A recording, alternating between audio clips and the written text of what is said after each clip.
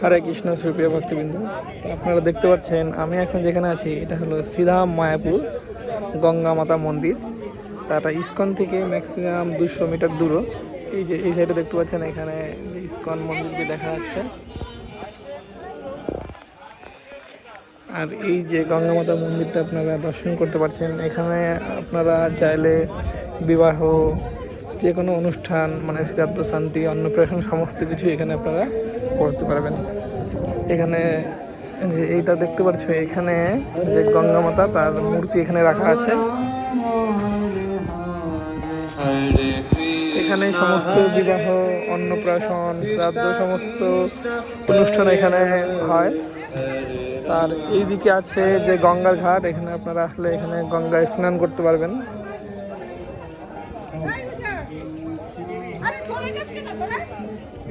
খুব সুন্দর সিঁড়ি বাঁধানো ঘাট আছে এখানে।